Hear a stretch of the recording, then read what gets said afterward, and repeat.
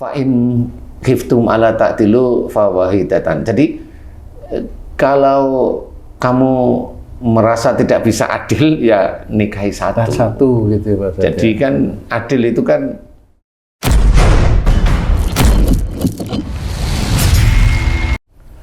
Bismillahirrahmanirrahim. Assalamualaikum warahmatullahi wabarakatuh. Waalaikumsalam warahmatullahi wabarakatuh. Amin ya rabbal alamin. Para pemirsa dan sahabat beriman dimanapun berada, kita jumpa lagi di Ustadz Danu Official Channel. Semoga kita selalu dalam lindungan Allah Subhanahu wa Ta'ala. Amin ya rabbal alamin. Pada kesempatan kali ini kita akan ngaji lagi bersama guru kita semua, Pak Ustadz Danu. Assalamualaikum Pak Ustadz. Waalaikumsalam warahmatullahi wabarakatuh. Amin ya rabbal alamin. Gini Pak Ustadz, jadi saya punya temen ini Pak Ustadz, teman baik, teman dekat ya Pak Ustadz. Dia punya anak wanita dan punya cucu juga teman saya ini. Ini temannya laki perempuan? Laki. Oh laki. Teman saya laki. Ibadahnya cukup bagus mereka ini Pak Ustadz. Keluarga ini tertib lah ya, ibadahnya cukup bagus. Bahkan cucunya sendiri itu juga hafalan Qur'annya juga bagus gitu Pak Ustadz. Jadi ya termasuk keluarga yang kelihatannya Islami lah ya. Gitu. Nah, satu ketika ceritalah teman saya ini bahwa anaknya yang wanita itu menderita penyakit kanker paru, Pak Ustadz. Itu. Umur berapa tuh? 40-an lah ya, 40-an tahun ya. Ah, sedih sekali teman saya ini. Tanya kepada saya, kenapa ya kok bisa anakku itu kena kanker paru itu, padahal kan memang secara ibadah ya kelihatan bagus gitu. Solehah lah ya. Solehah gitu. Nah, ini kami mohon penjelasan ini Pak Ustadz, kenapa ya bisa yang terlihat bagus ibadahnya gitu ya, satu keluarga itu, tapi anaknya yang wanita ini malah menderita kanker paru gitu Pak Ustadz. Mohon penjelasan Pak Ustadz. Iya. Bismillahirrahmanirrahim. Assalamualaikum warahmatullahi wabarakatuh. Waalaikumsalam warahmatullahi wabarakatuh. Amin ya rabbal alamin. Memang kalau orang biasa yang tidak paham itu dikiranya kalau seorang itu sudah ibadahnya bagus itu tidak pernah sakit. Kan biasanya begitu nih, rata-rata pikirannya begitu. Padahal ibadah itu kan kewajiban yang kita lakukan karena perintah Allah. Itu salah satunya ya sholat atau puasa atau baca Quran, seperti ya. Itu. Padahal kalau kita mau melihat bahwa salah satu yang diminta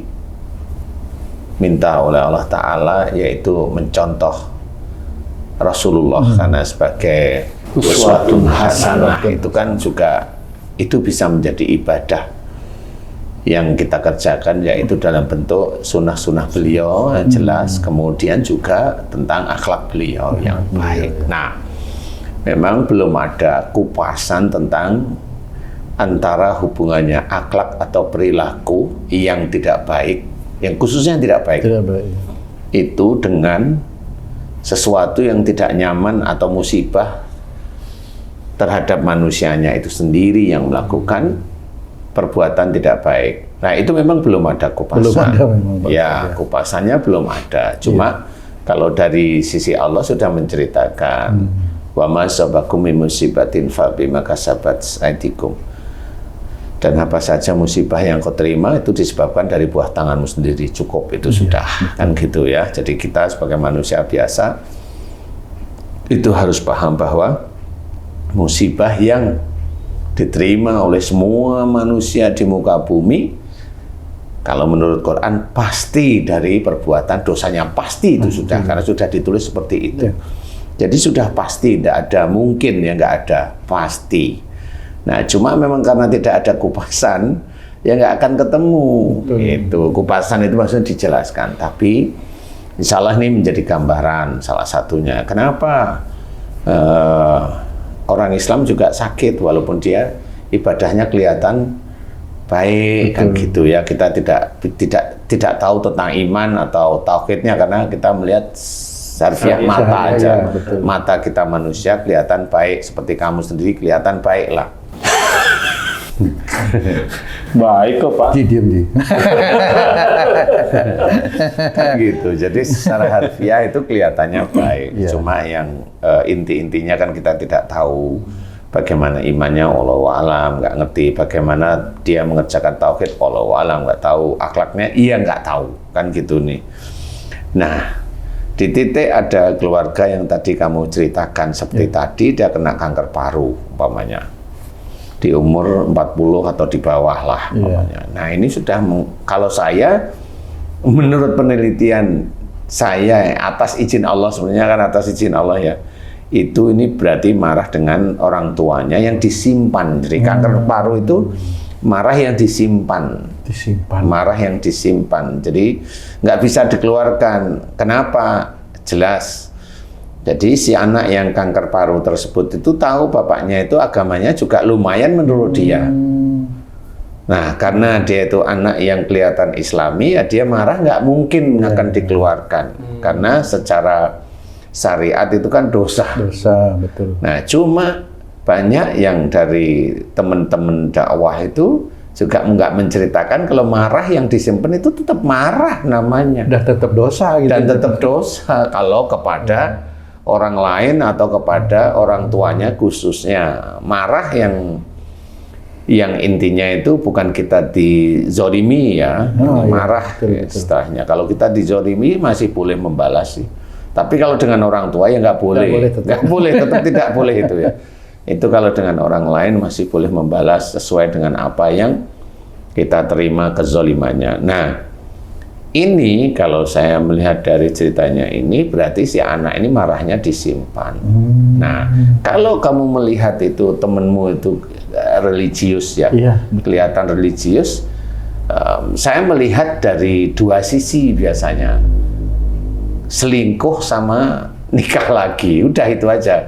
Karena di luar itu kayaknya enggak. Tapi kalau mamanya selingkuh, kayaknya enggak lah karena religius ya. Betul.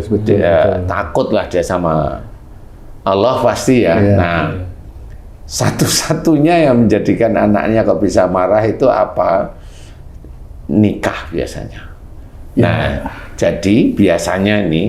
Ini ayahnya itu kelihatan religius, anaknya diajarkan religius. Nah, kalau sudah merasa keluarganya religi ini kan si bapak ini kan biasanya aneh-aneh aja. Ada uang, kemudian ya nikah lagi. Nikah dia memang nggak mau sih nyuri-nyuri nikah, maksudnya ya ngomonglah dia dengan keluarganya, maksudnya baik. Tetapi kan tidak memperhitungkan anaknya yang pada waktu itu masih kecil atau masih remaja barangkali. Nggak setuju, tetapan bagaimanapun juga kan nggak setuju. Sementara bapaknya ini masih punya istri atau istri itu meninggal? Tapi memang istrinya masih ada, Ustaz, dan memang teman saya ini menikah lagi. Cuman agak lama lah, 15 tahun yang laluan lah seperti itu. Sudah lama, jadi kan seolah-olah ini sudah dingin lah suasana kan kira-kira gitu ya. Udah aman tenang. Memang betul Pak Ustadz, menikah ya betul. Ya, jadi rata-rata seperti itu. Jadi sebenarnya memang betul. Jadi dibolehkan sih menikah. Memang dalam pernikahan itu kan tidak ada rukun menikah itu kan nggak ada persetujuan istri, persetujuan anak itu nggak ada. Tetapi secara sosialisasi kalau punya istri, punya anak itu ya memang harus dibicarakan. Nah, cuma memang barangkali salah satu anaknya itu marah kepada ayahnya yang itu. Jadi marah tapi diem dia. Dia nggak suka umpamanya ibunya disakiti kan bisa aja. Betul ya. Dia nggak suka kalau nanti bagi-bagi warisan ya nggak bisa aja macam-macam kan gitu ya. Ya jadi analisa saya biasanya yang kelihatan religius itu ya ayahnya nikah lagi biasanya begitu. Karena kalau religius itu kan biasanya marah ya jarang kan gitu. tapi ndelomor nikah lagi merasa punya uang kan gitu ya. Jaim juga sama lingkungan ya. Nggak marah gitu. Iya, iya. Jadi yang harus diketahui itu. Jadi nggak bisa semena-mena seperti itu. Walaupun Allah mengizinkan, iya. Tetapi kan apa namanya? Fa'in khiftum ala ta'tilu fawahidatan. Jadi kalau kamu merasa tidak bisa adil, ya nikahi satu. Satu gitu ya Pak. Jadi kan adil itu kan menurut orang sama menurut Allah itu kan beda ya. Kalau menurut orang itu kan kayaknya saya bisa adil kan gitu ya. Dibagi sama gitu. Itu kan adil menurut manusia ya. Tapi kalau menurut Allah kan nggak seperti beda itu ya, gitu loh. Ya adil itu kan ya harus dikasih pengertian kepada anaknya atau istrinya atau siapa. Jadi gitu, ya memang itu susah. Tapi karena dia merasa dia agamanya menurut dia itu sudah bagus, menurut dia ya keluarganya kelihatan religius, ya dia nyantai aja nikah gitu aja. Sehingga nggak sadar dia menggelontorkan bara api di setiap hati keluarganya itu, entah istrinya, entah anaknya, seperti itu. Jadi itu nggak disadari. Justru anaknya yang sakit ya. Ya kalau emosinya lebih tinggian ya anaknya. Bisa anaknya. Kalau bapaknya kan Enggak, istrinya maksudnya. Oh, istrinya, mungkin istrinya mengizinkan kali ya. Ya, mengizinkan karena memang dia nggak ada kerjaan kan diizinkan. Iya, betul ya. Tapi ya hatinya kan walau-walau kita nggak tahu kan. Tinggal tunggu aja nanti kejadiannya gimana ini. Tinggal tunggu kan aja gitu siapa ya? tahu istrinya juga kanker paru juga kan sama. Simpan marah ya. Nanti kalau ke dokter nanti, wah ini turunan nih, turunan dari anaknya malah kebalik ya. Loncat. Karena sakit kanker kan anaknya. Betul. Jadi itu bisa diciptakan. Jadi penyakit itu sebenarnya diciptakan oleh pasangan yang memang pada waktu itu secara akhlak atau perilaku memang nggak siap untuk diselesaikan secara syariat. Nggak siap. Namanya hati itu kan nggak siap. Ya, jadi ya begitu, walaupun umpamanya istrinya kelihatan setuju, tapi bisa aja dia sedih tiap hari nangis, umpamanya seperti itu. Dalam hati kita nggak tahu ya, Ustaz, bener itu Ji. Waduh, itu teman saya gimana ya kalau dia paham, dia ngerti bahwa anaknya sakit karena perbuatan dia itu kasihan. Itu bagaimana menasehatin itu ya Pak? Nggak bisa nasihatin. Oh gitu ya. Kalau tanya apakah itu karena salah saya, baru dikasih tahu. Tapi kalau orang itu sudah merasa agamanya itu lebih, itu udah nggak bisa. Berarti dari anaknya sendiri nggak terbuka ke ayahnya ya tentang kemarahannya terhadap perbuatan ayahnya? Ya bisa aja terbuka, tapi lah aku udah nikah mau gimana? Nah, itu mau tadi diputusin juga.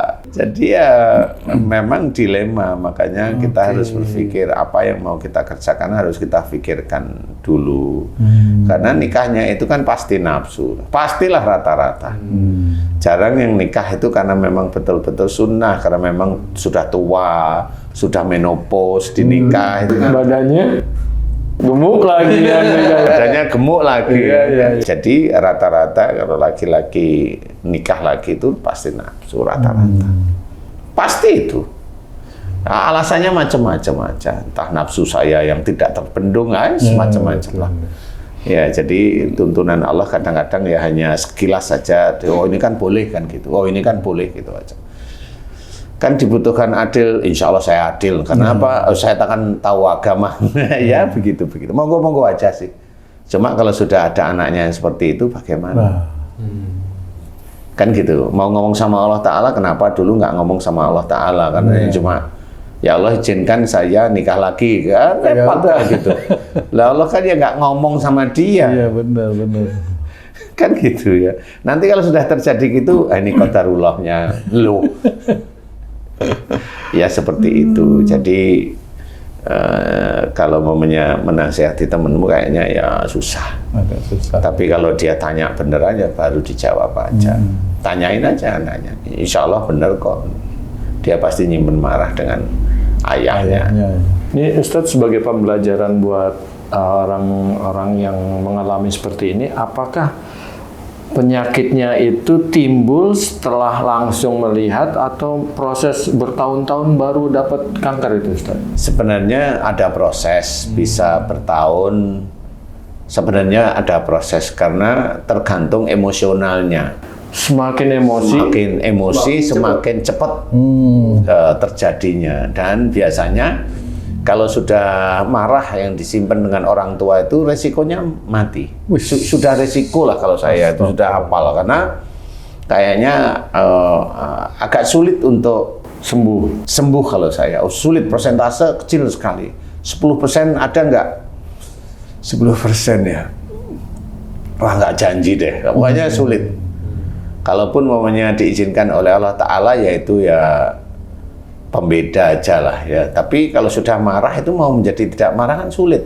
Apalagi kalau sudah prosesnya kanker stadium 3 atau 4 itu udah susah. Nah, bagi teman-teman yang memang kondisinya terkena kanker nih, harus evaluasi. Kanker ini marahnya dengan siapa? Kalau di bawah usia 45 rata-rata dengan orang tua. Insya Allah orang tua. Tinggal mau ngakuin apa enggak. Kalau dengan orang tua, ya satu, mohon ampun kepada Allah Ta'ala tanpa henti, terus-menerus. Kemudian yang kedua adalah minta maaf dengan orang tuanya dan berjanji kepada Allah Ta'ala tidak melakukan amarah lagi dengan orang tuanya. Nah, itu yang pertama kalau dia usianya di bawah 45. Kalau di atas 50, ini biasanya di atas 50 atau 45, 50, 55 lah umpamanya. Di 55 itu biasanya dia marah dengan pasangannya. Tapi juga ada marah juga dengan orang tuanya walaupun tidak terlalu besar. Tetap patut gitu ya Pak? Ya, kontribusi. Ada kontribusi walaupun tidak terlalu besar. Umpamanya ngomel aja gitu. Nah, umpamanya suatu ketika dia dengan suaminya emosional, nah itu bisa keluar kanker. Nah, keluar kanker ini bisa aja kanker ini nanti di kemo diberi kesembuhan oleh Allah Ta'ala, nanti kumat lagi. Gitu. Ya, nanti kemo lagi, sembuh lagi, nanti kumat lagi. Nah, yang menjadikan kumat apa? Yang marah sama orang tuanya, itulah yang agak sulit. Muncul. Iya, dia akan dimunculkan. Berarti kans matinya juga sama-sama itu berarti maksudnya? Ya, kalau dengan pasangan dengan orang tua tergantung dengan umurnya kalau saya. Kalau umurnya itu masih ya 50-an ya. Insya Allah masih bisa diangkat lah istilahnya. Insya Allah ya asal paham, mengerti, kemudian mengerjakan nasihat yang diberikan ya insya Allah mudah-mudahan bisa. Tapi kalau dengan pasangan insya Allah relatif masih bisa. Iya, kalau dengan pasangan, kecuali pasangannya tiap hari bikin masalah dengan dia. Dengan istrinya, pasangannya itu bikin marah aja kepada istrinya. Itu ya susah juga. Susah untuk disembuhkan. Karena apa? Istrinya ketemu suaminya diomelin kan jengkel lagi. Besok ketemu lagi jengkel lagi. Lah gimana mau bisa sembuh? Nah, ini pasangan yang seperti itu akan ketemu di neraka besok. Insya Allah seperti itu. Karena apa? Ya karena nggak ada unsur si suami mendidik istrinya yang nggak ada. Si istri ya dendam kepada suaminya ya ada. Jadi nggak ada unsur membina keluarga itu benar-benar untuk akhirat itu tidak ada. Nah, ini yang bahaya. Nah, bagi yang periode dengan pasangan tersebut insya Allah masih bisa. Insya Allah masih bisa. Kans untuk sembuh insya Allah masih bisa. Cuma ya memang harus nurut. Nah, di titik ini gimana caranya? Tetap mohon ampun kepada Allah Ta'ala, kemudian bertobat, kemudian berikrar untuk tidak marah lagi kepada pasangannya. Dan itu senantiasa disebut setiap hari. Ya, ikrar itu harus dinyatakan kepada Allah Ta'ala. Karena itu sebagai pengingat sehingga besok kalau pasangannya jengkelin itu dia sudah tersenyum. Kalau boleh saya cerita, untuk yang dengan dosa dengan orang tua itu agak sulit kalau boleh saya cerita. Beberapa kali saya ketemu sama mbak-mbak, karena banyak yang mbak-mbak yang begitu ya, kanker di umur di bawah 45 itu wah, cenderung mati. Udah hafal. Saya sampai bilang jangan lakukan itu lagi. Gimana saya kasihan ibu saya gitu. Iya, benar. Ya sudah, rata-rata pasti mati. Rata-rata bukan 50% ya. Hampir 100% lah. Iya. Gitu. Jadi yang saya kasih nasihat pasti jangan. Nah, itu kan punya alibi sendiri dia. Nah, itulah yang menjadikan saya diem, nggak bisa cerita. Ya sudah. Ustaz, kalau anak yang marah seperti kasus tadi Pak Tung tuh, yang diserang atau yang jadi kanker itu kenapa harus paru-paru, nggak jantung tuh Ustaz? Ini ada satu masalah aja masalah tok satu aja. Nah, itu dia marah, sebenarnya dia marah mau diomongin. Nah, bisa aja dulu itu diomongkan kepada ayahnya, tapi ayahnya bilang, kan saya sudah cerita, nggak bisa ngapa-ngapain. Iya, bener ya. Sudah cerita, jadi ayahnya merasa tidak salah. Seperti itu. Nah, disinilah yang besok tetap akan ditanyakan oleh Allah Ta'ala. Karena kalau memang kalau jantung itu kan di segala lini, jantung itu kan banyak ke tangan bisa, alirannya itu ke kaki bisa, ke kepala bisa. Jadi kalau orang yang jantung itu sakit jantungnya itu kemana arahnya, mau dia kerja ngomel, mau masalah ngurusi keluarga ngomel, ngurusi apalagi tetangga ngomel, masalah perut ngomel. Iya, lapar maksudnya. Berarti semuanya itu jadi masalah ya? Iya, semuanya untuk dia jadi amarah lah, semuanya ya. Yang tadi mamanya ada orang ngomongin orang, ngomel saja dia sendiri nggak suka. Berarti ya itu jantung itu lah. Kena, betul, tapi kalau yang di paru itu satu tok, biasanya 1 atau 2 atau 3 masalah aja. Yang itu hubungannya dengan perilaku biasanya. Jadi yang tidak suka dia marah tapi diem. Rata-rata penderita kanker paru itu orangnya tertutup atau pendiam, Ustaz? Ya, agak pendiam lah dia. Jadi agak pendiam, relatif agak pendiam ya. Insya Allah seperti itu. Jadi marahnya hanya disimpan di dada. Jadi kan orang mau marah itu kan di sini rasanya penuh gitu, rasanya. Maunya dikeluarin, kalau udah dikeluarin, wah, kalimatnya macam-macam. Jadi memang kita harus belajar untuk tidak marah atau menyimpan marah. Itu dosa, benar. Jadi kalimat oleh salah satu hadis Nabi, jangan marah bagimu surga, itu benar. Jadi jangan main-main, karena nerakanya dunia itu apa? Sakit itu tidak enak, itu udah jelas kok itu. Jadi mau dilawan dengan kata-kata yang lain, silahkan. Kalau itu kan hadis itu sahih, silahkan kamu. Cerna aja kalimat, jangan marah bagimu surga, cerna aja itu. Karena sudah dijelaskan juga dalam Quran, wala nutikannahum minal adabil adna dunnal adabil akbar. Jadi Allah akan memberikan siksa kecil, yaitu sakit di dunia, sebelum siksa besar, yaitu disiksa di neraka. Itu harus difahami bahwa Quran itu tidak main-main, jadi ya harus ngikutlah, belajar.